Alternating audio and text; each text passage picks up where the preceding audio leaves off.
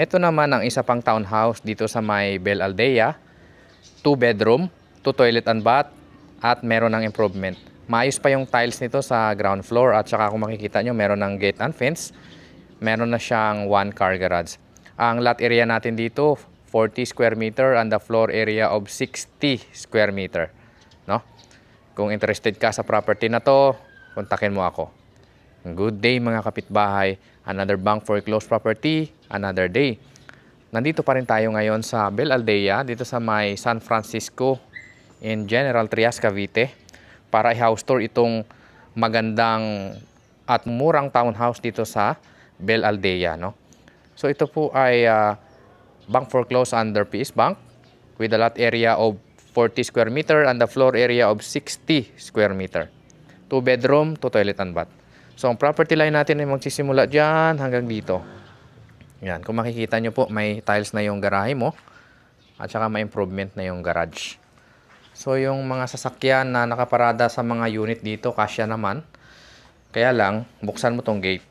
So, safe naman dito. Maganda. Pasukin na agad natin yung unit. So, yung tiles ng unit, pagpasok natin, maayos pa. 60 by 60. Ceramic tiles. Ayan. So, ito yung magiging living area mo. Disclaimer po, meron tayong caretaker dito kaya nababantayan yung bahay. Dito mo ilagay yung inyong dining area. So, ang kagandahan dito sa property na to, mura to kasi 2,050,000 lang, may improvement na. Kunting hilamos na lang, pwede nang tirahan. Ito yung maging kusina. Yan, repaint na lang, hilamos. Since bank foreclosed, as is, where is. Ito yung toilet and bath dito sa baba. Yan, binuksan ko yung ilaw, no? Ayos pa. Di ba? Sulit itong unit na to, mura lang sa 2,050,000. Mahal na yung mga townhouse, lalo General Trias. Ito yung isa sa progressive city dito sa Cavite. Akyatin natin yung second floor. Yan. So, kahoy yung ating hagdanan. Pagdating natin dito sa second floor, maayos pa naman yung mga flooring mo. Ayan o. Pwede nang tirahan to. Kunting hilamos lang. Ito yung bedroom number 1. Yan, malaki naman siya. So, kung family kayo ng 4, perfect sa inyo to.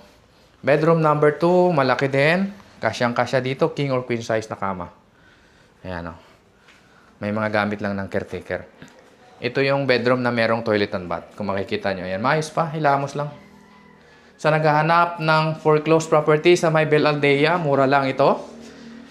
Kung naintindihan nyo po yung location, nakakaalam dito, perfect sa inyo to. Mura na po ito, 2,050,000. 20% down payment, 80% bank loan. Hindi lang kasama dito transfer of title, no? So, kung interested kayo, kontakin nyo lang ako. Nasa screen ko lang ang number.